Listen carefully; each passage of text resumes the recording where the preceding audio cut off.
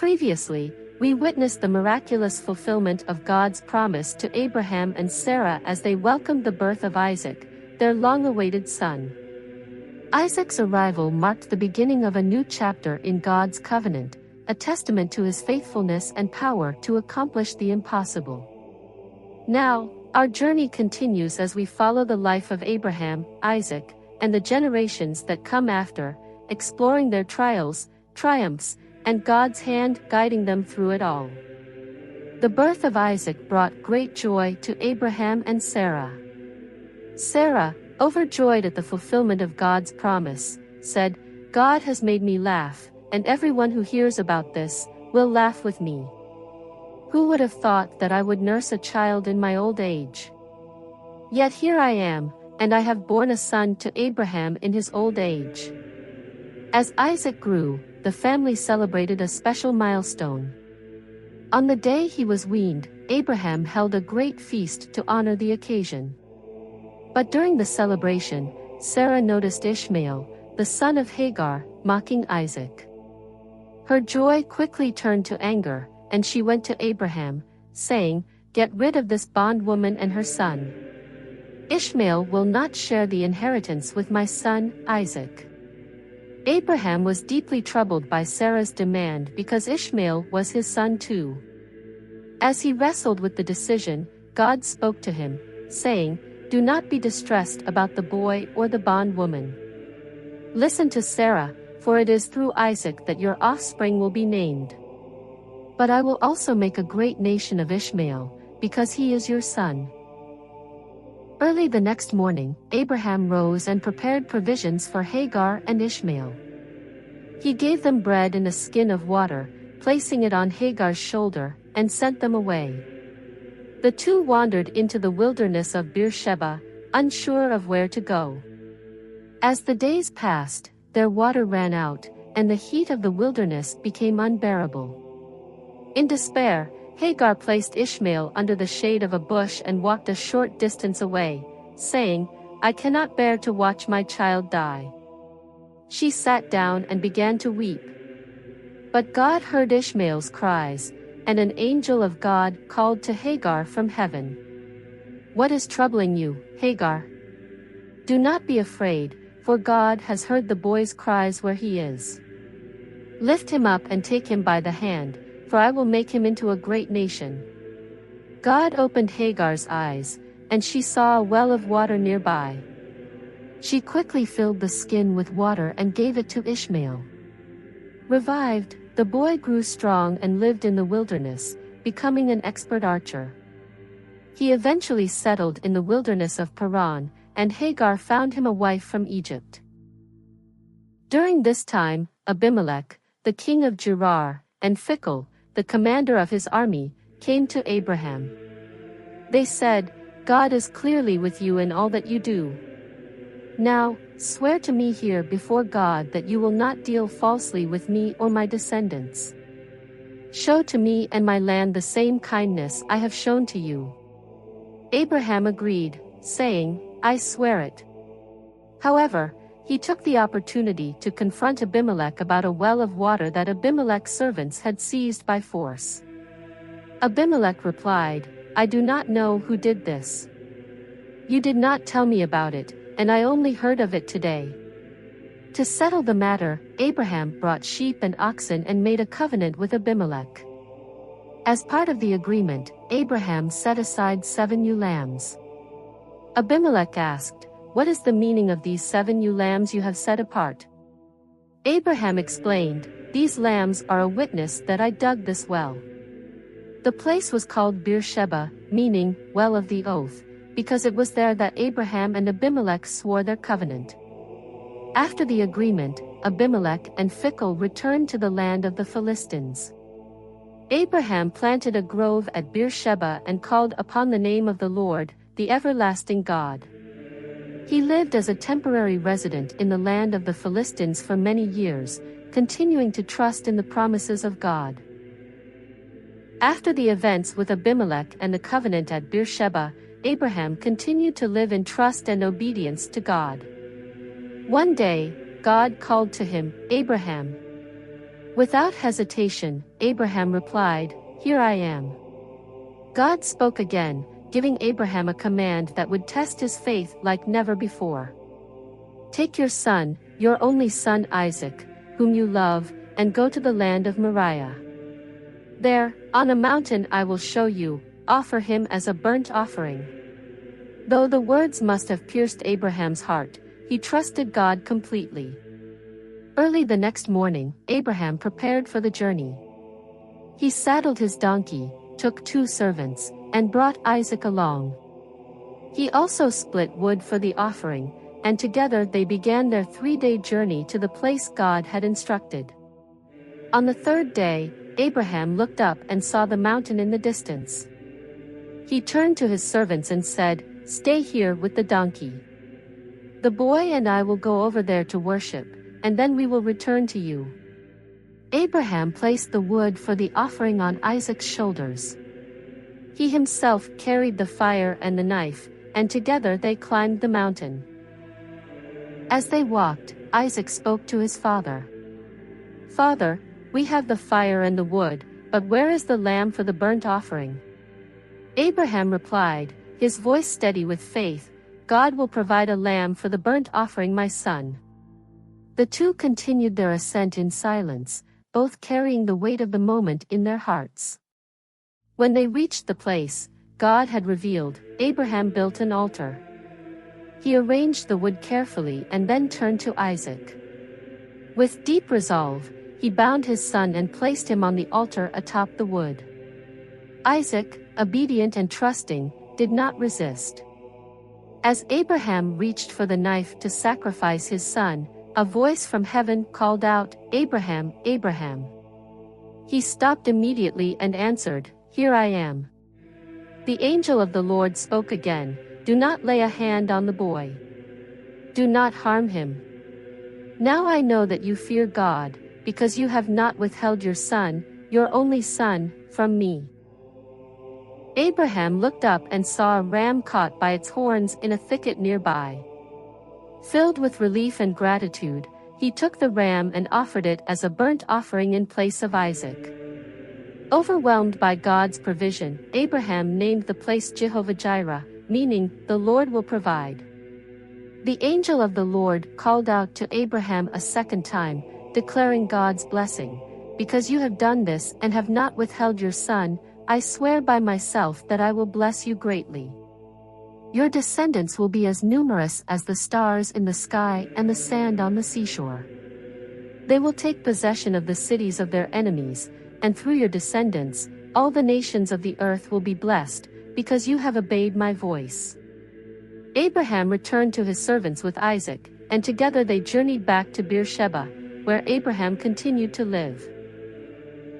Sometime later, Abraham received news about his brother Nahor's family. Milcah, Nahor's wife, had borne him 8 children, Huz, Buz, Kemuel, the father of Aram, Chesed, Hazo, Pildash, Jidlaph, and Bethuel.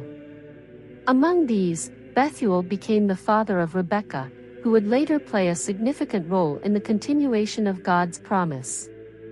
Additionally, Nahor's concubine, Reumah, bore 4 sons, Tebah, Gaham, Nahash, and Maachah.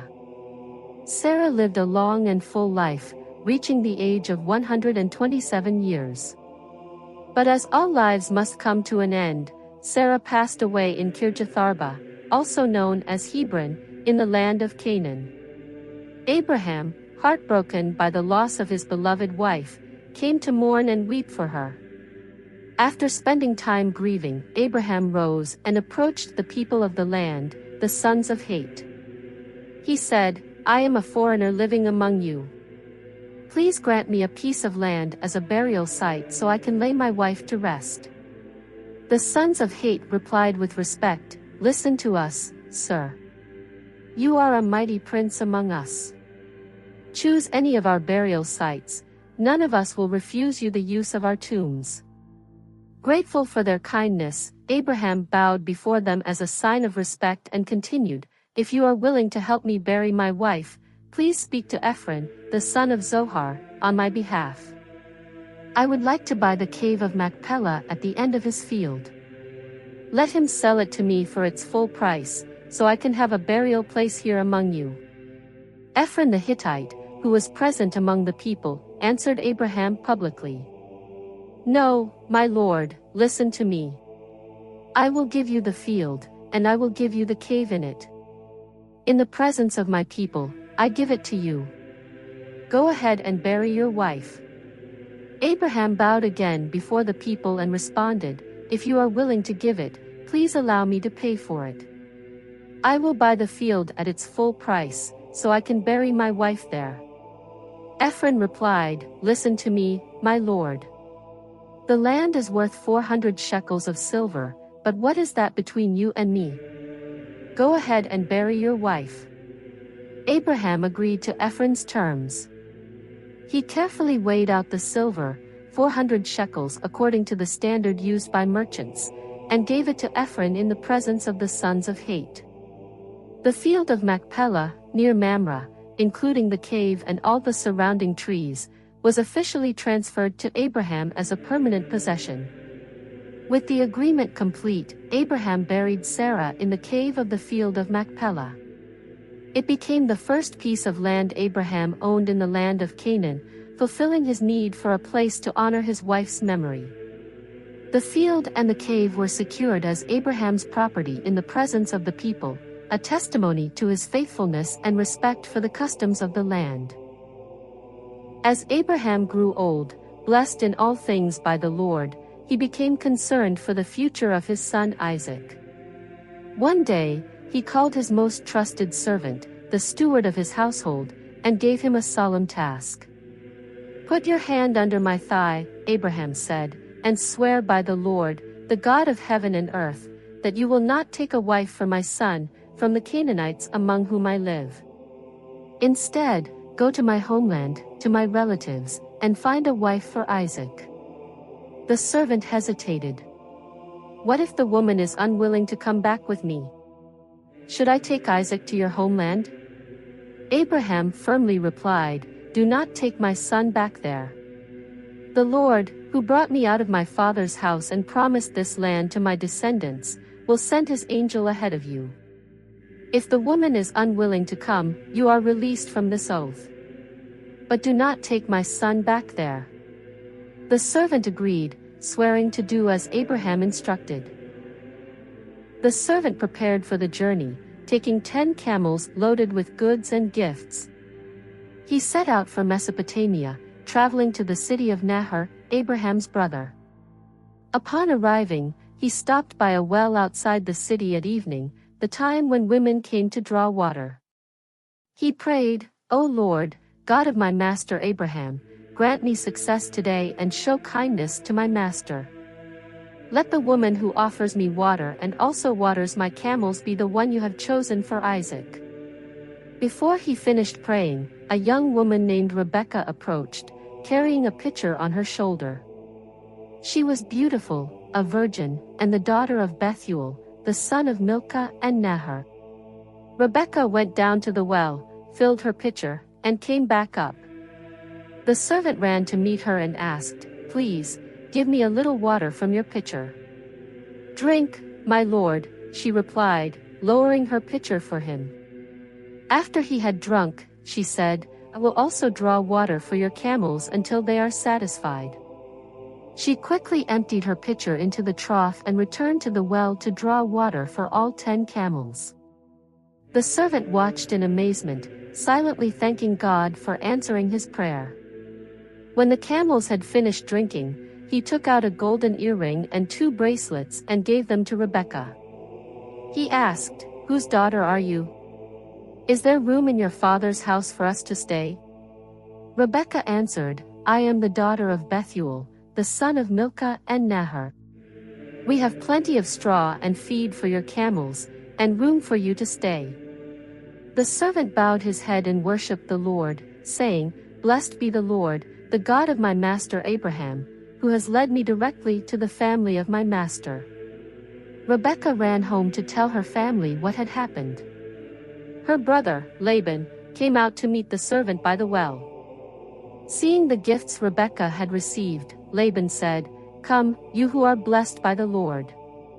Why are you standing outside? We have prepared a place for you and your camels." The servant was welcomed into the house, where the camels were cared for and water was brought to wash his feet and those of his men. Food was set before him, but he said, "I will not eat until I have told you my mission." Laban and Bethuel urged him to speak. The servant explained everything, how Abraham had sent him to find a wife for Isaac, how he had prayed for a sign at the well, and how Rebekah's actions matched his prayer exactly. "Now, if you will show kindness and faithfulness to my master, let me know. If not, tell me, so I may go elsewhere." Laban and Bethuel replied, "This is from the Lord. We cannot say anything against it. Rebekah is here. Take her and let her become the wife of your master's son, as the Lord has spoken." The servant bowed to the ground and worshipped the Lord. Then he brought out gifts of silver, gold, and fine clothing for Rebekah, as well as precious items for her brother and mother. They all ate and drank and spent the night. The next morning, the servant asked to leave with Rebekah, but her family requested she stay for 10 more days. The servant insisted, "Do not delay me. The Lord has made my journey successful. Let me return to my master." They called Rebekah and asked her, "Will you go with this man?" Without hesitation, Rebekah said, "I will go." Her family blessed her, saying, "Our sister, may you become the mother of thousands, and may your descendants possess the gates of their enemies." Rebekah, along with her nurse and attendants, mounted the camels and followed the servant back to Canaan. Meanwhile, Isaac was living in the Negev and had gone out into the field one evening to meditate. As he looked up, he saw the camels approaching. Rebekah also looked up and saw Isaac. She got down from her camel and asked the servant, "Who is this man coming to meet us?" The servant replied, "He is my master." Rebekah covered herself with her veil as a sign of modesty and respect.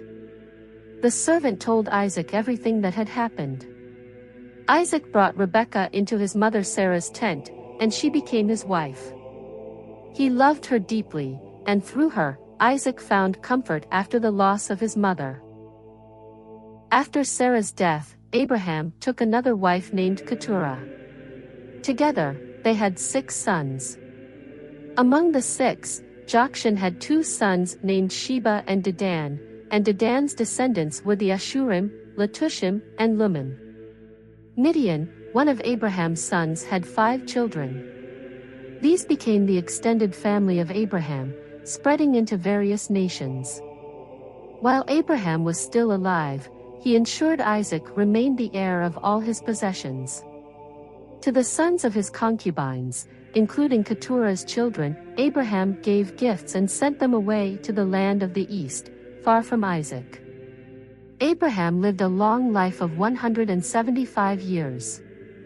His sons Isaac and Ishmael came together to bury him in the cave of Machpelah, the burial site he had purchased. There, Abraham was laid to rest beside Sarah, his beloved wife. After Abraham's death, God blessed Isaac, who settled near the well of Lahairoi. Ishmael, Abraham's son by Hagar, had 12 sons, who became the heads of their own nations. They lived in towns and settlements stretching from Havilah to Shur, near Egypt, and toward Assyria. Ishmael lived to the age of 137 years, and then he passed away, leaving behind a great lineage. Isaac, Abraham's promised son, married Rebekah when he was 40 years old. For many years, Isaac and Rebekah had no children. Isaac prayed earnestly to the Lord on behalf of his wife, and God answered his prayers. Rebekah became pregnant, but her pregnancy was difficult. The baby struggled within her, and she wondered why this was happening. Seeking the Lord, she received a message: 2 nations are in your womb, and 2 peoples will be separated from your body. One will be stronger than the other, and the older will serve the younger. When the time came, Rebekah gave birth to twins. The first was red and covered in thick hair, so they named him Esau. The second followed, gripping Esau's heel, and he was named Jacob. Isaac was 60 years old when the twins were born. As the boys grew, their personalities became distinct. Esau became a skilled hunter and a man of the outdoors, while Jacob was quiet and preferred to stay among the tents. Isaac favored Esau because he enjoyed the wild game his son brought home, but Rebekah loved Jacob. One day, Esau returned from the fields exhausted and hungry. Jacob was cooking a pot of lentil stew. Esau said to Jacob, "Let me have some of that red stew, I'm starving." This earned him the nickname Edom, which means red. Jacob, seeing an opportunity, replied, "First, sell me your birthright." Esau, driven by his hunger, said, "I'm about to die. What good is a birthright to me?" Jacob insisted, "Swear to me first." Esau swore an oath, selling his birthright to Jacob. Jacob gave him bread and lentil stew, and Esau ate and drank before leaving. In that moment, Esau showed how little he valued his birthright, trading it for a simple meal. Some time after Jacob and Esau's birth, a famine struck the land, similar to the famine during Abraham's time. Isaac decided to travel to Gerar, where Abimelech, the king of the Philistines, ruled. As Isaac prepared to continue to Egypt, the Lord appeared to him and said, "Do not go to Egypt. Stay in the land I will show you. Live here as a foreigner, and I will be with you and bless you. I will give all these lands to you and your descendants, just as I promised your father Abraham. I will make your descendants as numerous as the stars of the sky and bless all the nations of the earth through your offspring.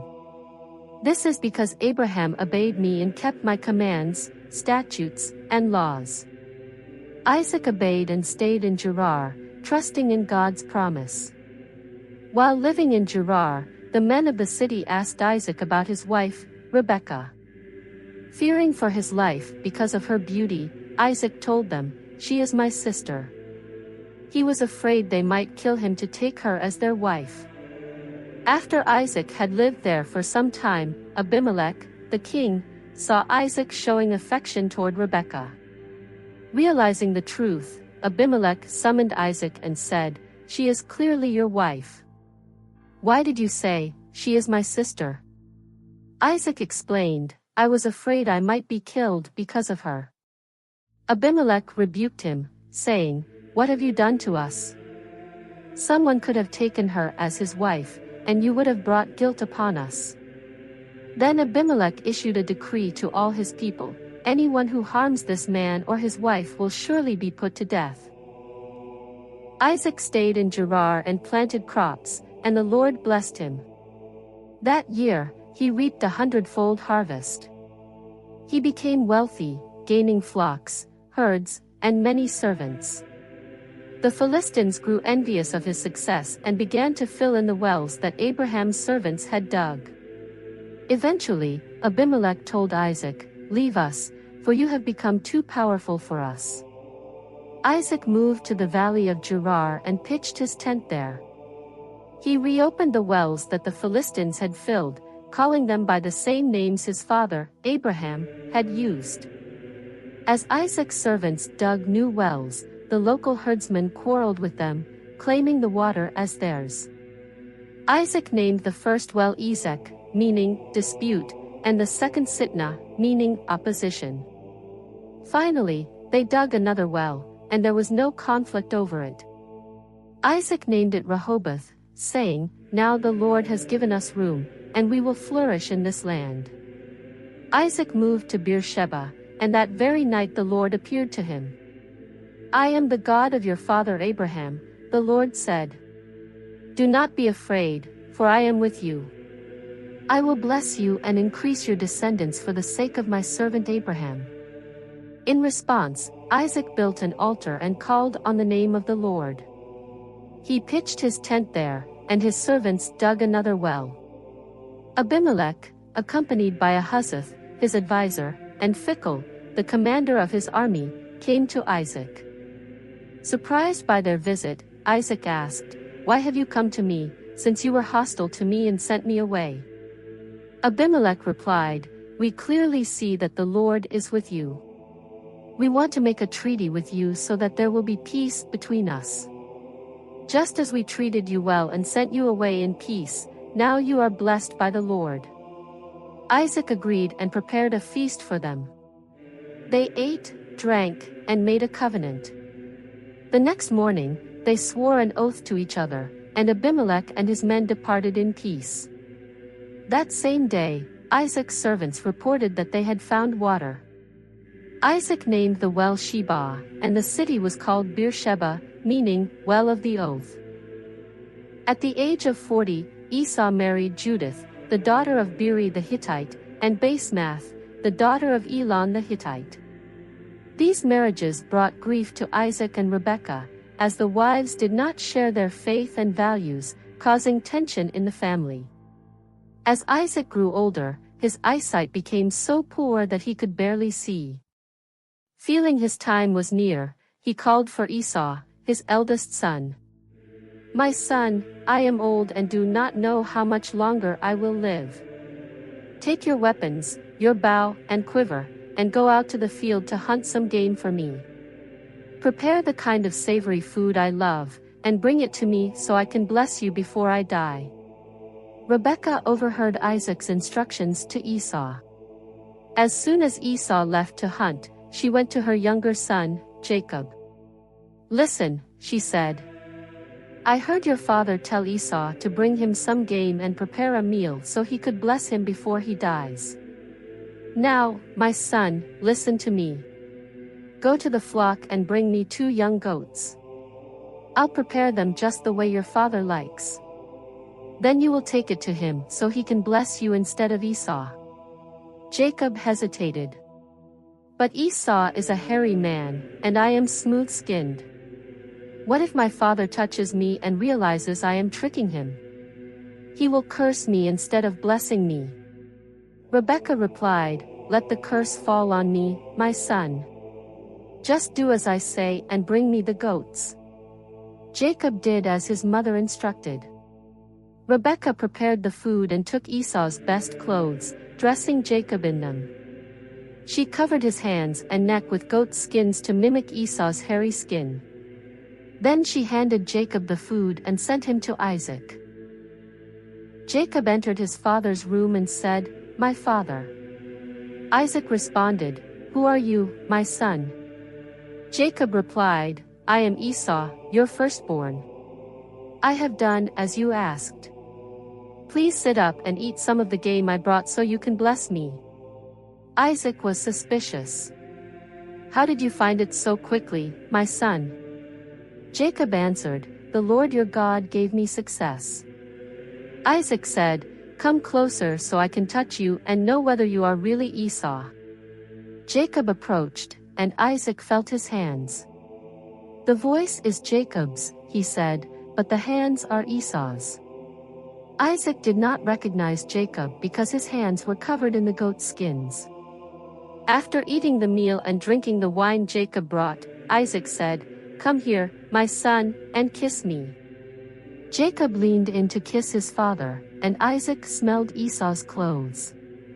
Convinced at last, Isaac blessed Jacob, saying, "May God give you heaven's dew, the richness of the earth, and an abundance of grain and wine.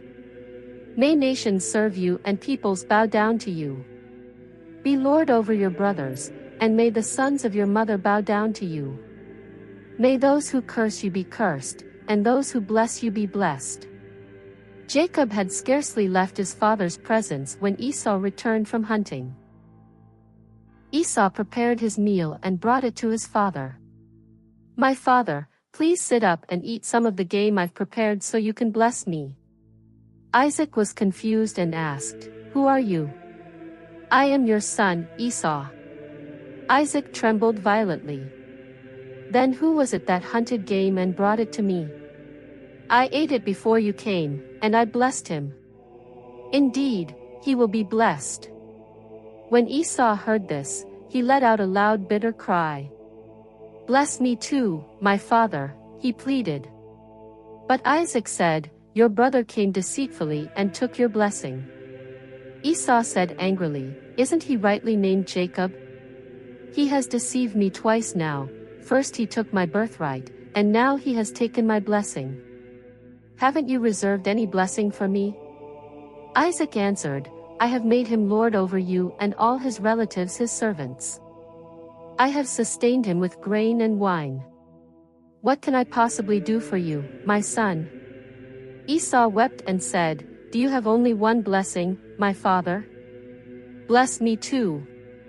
Isaac said, "Your dwelling will be away from the earth's richness, away from the dew of heaven above. You will live by the sword and serve your brother. But when you grow restless, you will throw off his yoke from your neck."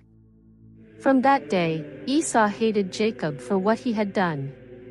He said to himself, "The days of mourning for my father are near.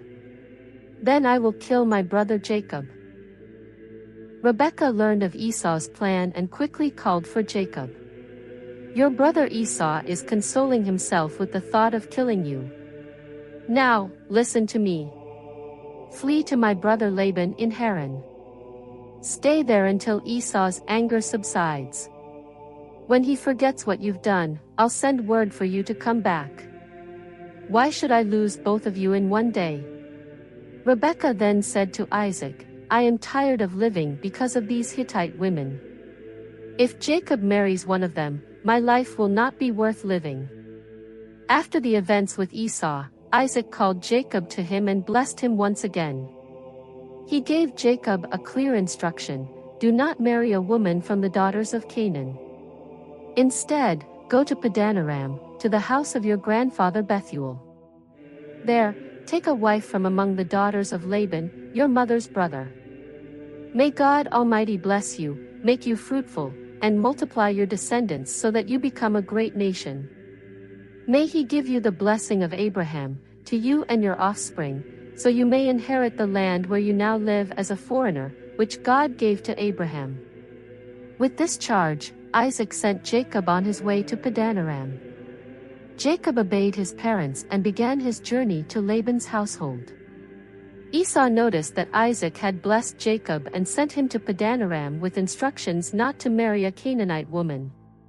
He realized that the daughters of Canaan displeased his father. In response, Esau married Mahalath, the daughter of Ishmael, in addition to his other wives. Jacob left Beersheba and began his journey toward Haran. As the sun set, he stopped at a certain place to rest for the night. He took a stone, placed it under his head as a pillow, and lay down to sleep.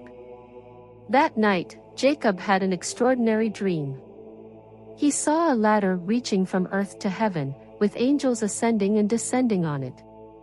At the top of the ladder stood the Lord, who said, "I am the Lord, the God of your grandfather Abraham and the God of your father Isaac. I will give you and your descendants the land on which you are lying. Your descendants will be as numerous as the dust of the earth, and they will spread out to the west, east, north, and south. Through you and your descendants, all the families of the earth will be blessed. I am with you and will watch over you, wherever you go. I will bring you back to this land and will not leave you until I have fulfilled all that I have promised." When Jacob woke from his sleep, he was overwhelmed by the experience. He said, "Surely the Lord is in this place, and I didn't realize it." Filled with awe, he added, "This is a holy place. It is none other than the house of God and the gate of heaven." Early the next morning, Jacob took the stone he had used as a pillow, set it up as a pillar, and poured oil on top of it to consecrate it. He named the place Bethel, which means house of God, though it was previously called Luz. Jacob then made a vow, saying, "If God will be with me, protect me on this journey, provide me with food to eat and clothes to wear, and allow me to return safely to my father's house, then the Lord will be my God. This stone I have set up as a pillar will be God's house, and of all that God gives me, I will give back a tenth. Jacob continued his journey and eventually came to the land of the people of the east.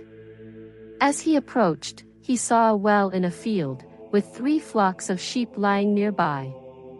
The well was covered by a large stone. It was rolled away when all the flocks were gathered so the sheep could be watered. Jacob greeted the shepherds, "My brothers, where are you from?" They answered, "We are from Haran." Jacob asked, "Do you know Laban, the son of Nahor?" "We know him," they replied. "Is he well?" Jacob inquired. "Yes, he is well," they said. "And here comes his daughter Rachel with the sheep." Jacob noticed that it was still early in the day and said, "Why don't you water the sheep and let them graze?" The shepherds explained, "We cannot water the sheep until all the flocks are gathered." As they were speaking, Rachel arrived with her father's sheep, for she was a shepherd. When Jacob saw Rachel, overwhelmed with emotion, he kissed Rachel and wept aloud. He told her that he was her father's relative, the son of Rebekah. Excited, Rachel ran to tell her father. When Laban heard the news about Jacob, he ran to meet him. Laban embraced him, kissed him, and brought him to his home. Jacob told Laban everything about his journey. Laban said, "You are my own flesh and blood." Jacob stayed with Laban for a month. One day, Laban said to Jacob, "Even though you are my relative, you shouldn't work for me for nothing. Tell me, what should your wages be?" Laban had 2 daughters, Leah, the elder, and Rachel, the younger. Leah had soft eyes, but Rachel was beautiful in form and appearance. Jacob had fallen in love with Rachel and said, "I will serve you 7 years in exchange for your younger daughter Rachel." Laban agreed, saying, "It's better for her to marry you than another man. Stay here with me." Jacob worked 7 years for Rachel, but because of his love for her, those years seemed like only a few days. When the time came, Jacob said to Laban, "Give me my wife. My time is completed, and I want to be with her."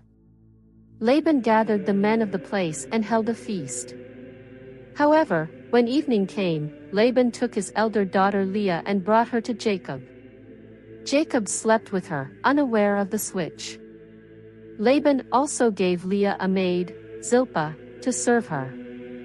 The next morning, Jacob realized the deception. Furious, he confronted Laban. "What have you done to me? I served you for Rachel. Why did you deceive me?" Laban replied, "It's not our custom here to give the younger daughter in marriage before the older one. Fulfill the bridal week with Leah, and we will give you Rachel as well, in exchange for another 7 years of work." Jacob agreed. After completing the bridal week with Leah, Laban gave him Rachel as his wife. Laban also gave Rachel a maid, Bilhah, to serve her. Jacob loved Rachel more than Leah and worked another 7 years for Laban. Though Jacob loved Rachel more, the Lord saw Leah's pain and opened her womb, while Rachel remained childless. Leah gave birth to a son and named him Reuben, saying, "The Lord has seen my misery. Surely now my husband will love me." Leah conceived again and gave birth to another son, whom she named Simeon, saying, "The Lord has heard that I am not loved, so he gave me this son too." She conceived a 3rd time and gave birth to a son, naming him Levi, saying, "Now my husband will become attached to me because I have borne him 3 sons. Finally, Leah conceived again and gave birth to a 4th son. She named him Judah, saying, "This time I will praise the Lord." After Judah's birth, Leah stopped having children for a time. Rachel, unable to have children, grew envious of her sister Leah, who had already given Jacob several sons. In her frustration, she said to Jacob, "Give me children, or I will die." Jacob, angered by her words, replied, "Am I in the place of God, who has withheld children from you?" Desperate, Rachel offered a solution. "Here is my maid Bilhah. Sleep with her so that she can bear children for me, and through her, I can have a family." Jacob agreed, and Bilhah became his wife. She conceived and gave birth to a son. Rachel named him Dan, saying, "God has judged in my favor and heard my cry." Bilhah conceived again and bore another son. Rachel named him Naphtali, saying, "I have wrestled with my sister and have prevailed." When Leah saw that she had stopped bearing children, she also offered her maid Zilpah to Jacob. Zilpah bore Jacob a son, and Leah named him Gad, saying, "How fortunate." Zilpah bore another son, and Leah named him Asher, saying, "How happy I am. Women will call me blessed." During the wheat harvest, Leah's oldest son, Reuben, found mandrakes in the field and brought them to his mother. Rachel asked Leah, "Please give me some of your son's mandrakes." Leah replied, "Is it not enough that you have taken my husband? Will you now take my son's mandrakes too?" Rachel said, "Very well, Jacob can sleep with you tonight in exchange for your son's mandrakes." That evening, when Jacob returned from the fields, Leah met him and said, "You must stay with me tonight. I have hired you with my son's mandrakes." Jacob agreed, and Leah conceived again. She gave birth to a fifth son and named him Issachar, saying, "God has rewarded me for giving my maid to my husband." Leah conceived again and bore a sixth son. She named him Zebulun, saying, "God has blessed me with a good gift. Now my husband will honor me because I have borne him 6 sons." Later, Leah gave birth to a daughter and named her Dinah. Finally, God remembered Rachel. He heard her prayers and enabled her to conceive. Rachel gave birth to a son and named him Joseph, saying, "God has taken away my disgrace. May the Lord add another son to me." After Joseph's birth, Jacob approached Laban. "Let me return to my homeland. Give me my wives and children, for whom I have served you, and let me go. You know how much work I have done for you." Laban replied, "If I have found favor in your eyes, please stay. I have learned that the Lord has blessed me because of you. Name your wages, and I will pay them." Jacob said, "You know how I have worked for you and how your flocks have grown under my care. Before I came, you had little, but now you have much, and the Lord has blessed you. But when will I provide for my own household?" Laban asked, "What shall I give you?"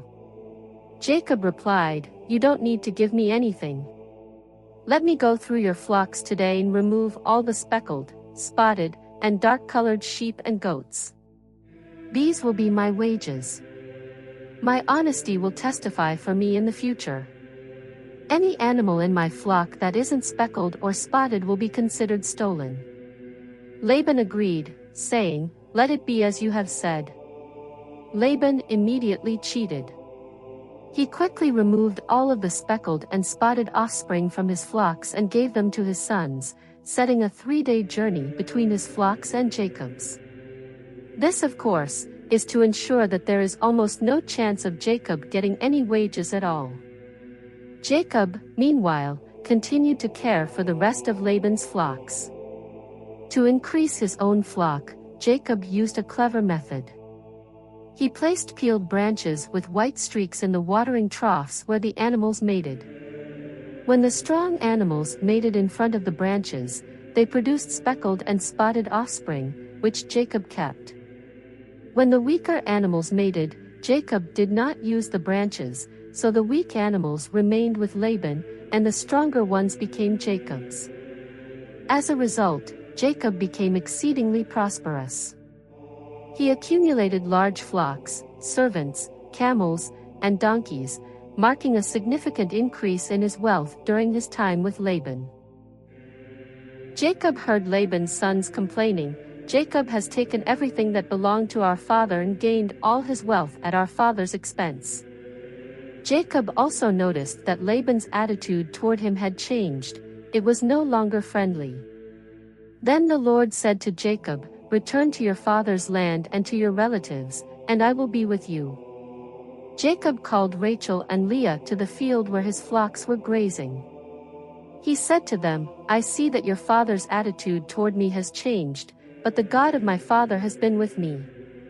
You know how hard I have worked for your father, but he has cheated me and changed my wages 10 times. Yet God has not allowed him to harm me. Whenever your father said the speckled animals would be my wages, the flocks gave birth to speckled young. And when he said the streaked animals would be my wages, the flocks bore streaked young. In this way, God has taken away your father's livestock and given them to me. During the mating season, I had a dream where I saw the male goats mating with the flock were streaked, speckled, and spotted. The angel of God spoke to me in the dream, saying, 'Jacob, look up and see that all the male goats mating with the flock are streaked, speckled, or spotted, because I have seen all that Laban has been doing to you. I am the God of Bethel, where you anointed a pillar and made a vow to me. Now leave this land at once and return to your native land.' Rachel and Leah responded, 'Do we still have any inheritance left in our father's house? He treats us like foreigners. He sold us and has spent all the money he received for us.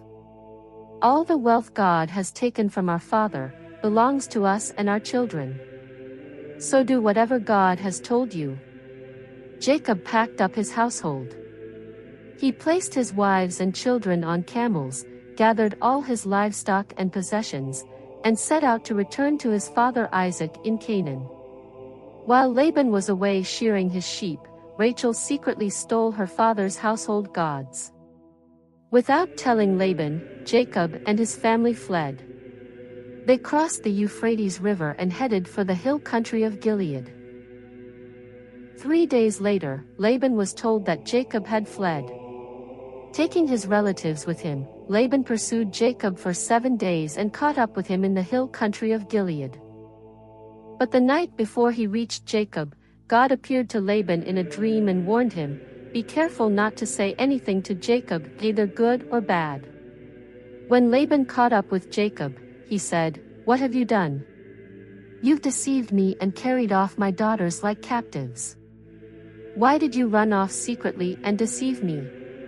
You didn't even let me say goodbye to my daughters and grandchildren.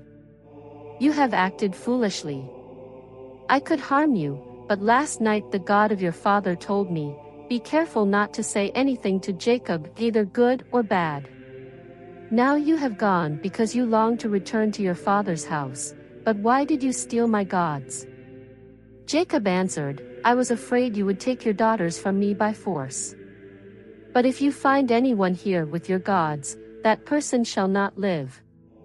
Search our belongings in front of your relatives and mine. If you find anything that belongs to you, take it." Jacob did not know that Rachel had stolen the household gods.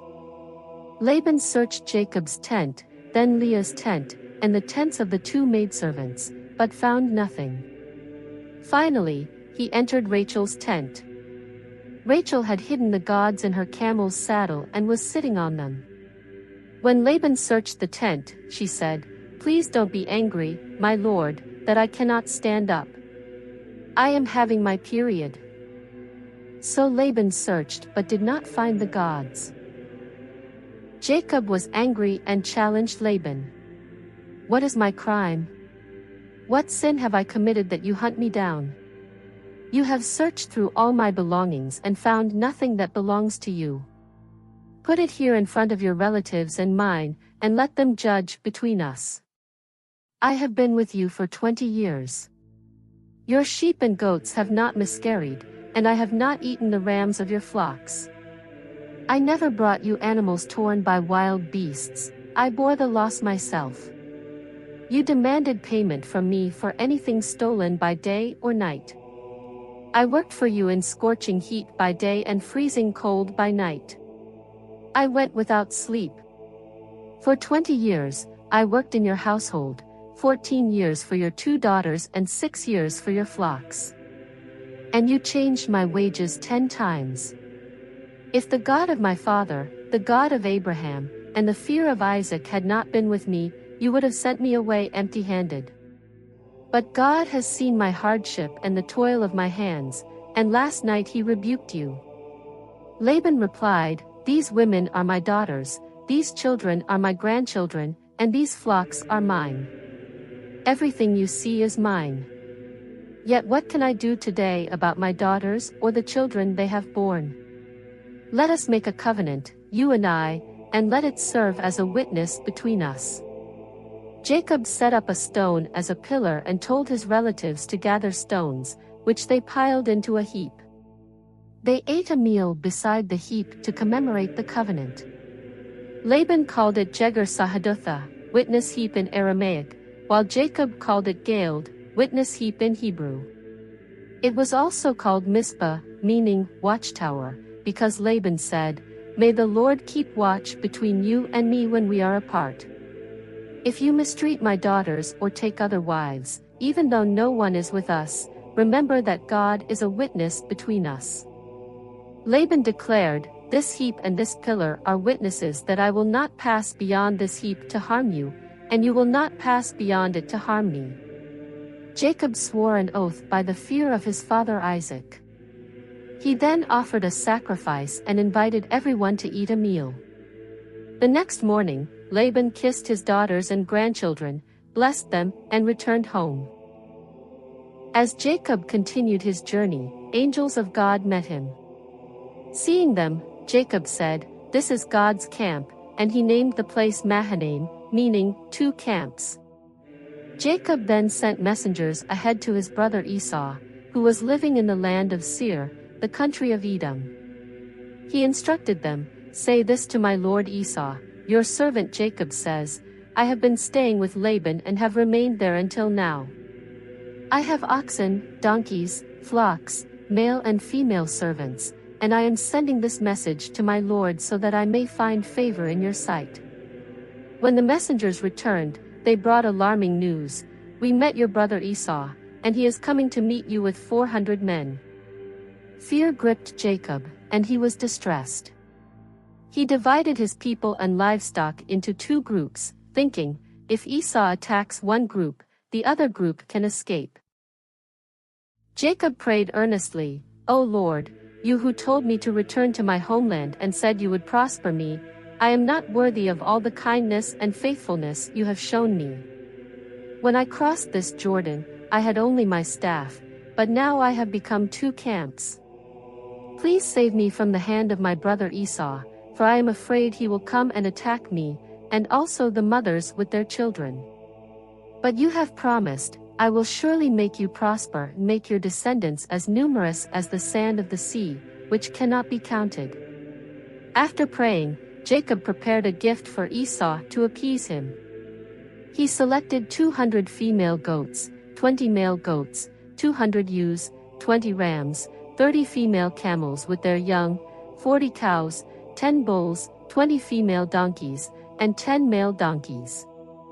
He divided these animals into herds and instructed his servants, "Go ahead of me, and keep some distance between the herds. When Esau meets you and asks, 'Who do you belong to? Where are you going? And who owns these animals ahead of you?' Say, 'They belong to your servant Jacob. They are a gift sent to my lord Esau, and he is coming behind us.'" Jacob thought, "I will pacify him with these gifts. Perhaps he will accept me when we meet." That night, Jacob sent his wives, female servants, and 11 sons across the Jabbok River along with all his possessions. Left alone, Jacob encountered a man who wrestled with him until daybreak. When the man saw that he could not overpower Jacob, he touched the socket of Jacob's hip, dislocating it as they wrestled. The man said, "Let me go, for it is daybreak." But Jacob replied, "I will not let you go unless you bless me."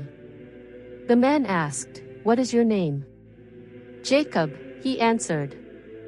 Then the man said, "Your name will no longer be Jacob, but Israel, because you have struggled with God and with humans and have overcome." Jacob asked, "Please tell me your name." The man replied, "Why do you ask my name?" Then he blessed Jacob there.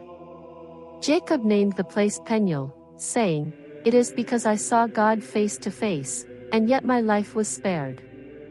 As the sun rose, Jacob crossed over Peniel, limping because of his injured hip. To this day, the Israelites do not eat the tendon attached to the socket of the hip, because the socket of Jacob's hip was touched during the struggle. As Jacob continued his journey, he lifted his eyes and saw Esau approaching with 400 men. Fearful of what might happen, Jacob carefully arranged his family. He placed the two maidservants and their children at the front, Leah and her children next, and Rachel with Joseph at the very back for protection. Then Jacob went ahead of them all, bowing to the ground 7 times as he approached his brother. To Jacob's surprise, Esau ran to meet him. Instead of hostility, Esau embraced Jacob, threw his arms around him, kissed him, and both brothers wept together. The years of tension between them melted away in that moment of reconciliation. Esau looked up and saw Jacob's family. "Who are these with you?" he asked. Jacob replied, "These are the children God has graciously given to your servant." One by one, the family came forward. First, the maidservants and their children approached and bowed before Esau. Then Leah and her children came forward and bowed. Finally, Rachel and Joseph came and bowed as well. Esau asked, "What do you mean by all these herds I met along the way?" Jacob said, "They are a gift to find favor in your eyes, my lord." Esau replied, "I already have plenty, my brother. Keep what you have for yourself." But Jacob insisted, "Please, if I have found favor in your eyes, accept this gift from me. Seeing your face is like seeing the face of God, now that you have received me favorably. Please take this blessing I bring to you, for God has been gracious to me, and I have all I need." Jacob's earnest urging convinced Esau, and he accepted the gift. Esau said, "Let us journey together, and I will go ahead of you." But Jacob replied, "My Lord knows that the children are still young, and the flocks and herds are nursing. If they are driven too hard even for one day, the animals will die. Please go ahead of your servant, and I will follow slowly at a pace that suits the children and the livestock until I come to you in Seir." Esau offered, "Let me leave some of my men with you." Jacob politely declined, saying, "There's no need for that. I just want to find favor in your eyes." So Esau returned to Seir, and Jacob continued on his way. Jacob traveled to a place called Succos, where he built a house and shelters for his livestock. Because of this, the place was named Succos, which means shelters. From there, Jacob moved to the city of Shalem, in the land of Canaan, near Shechem. He pitched his tent in a field he bought from the sons of Hamor, Shechem's father, for 100 pieces of silver. There, Jacob set up an altar and called it Elilohizrael, meaning God, the God of Israel, as a declaration of God's faithfulness and blessings in his life. Thank you for joining us on this journey through Genesis chapters 21 to 33. From the miraculous birth of Isaac to Jacob's reconciliation with Esau, these stories show God's faithfulness and guidance in every circumstance. If you've enjoyed this story and want to explore more of the Bible, please subscribe to our channel. Together, let's continue discovering the incredible plans God has for his people.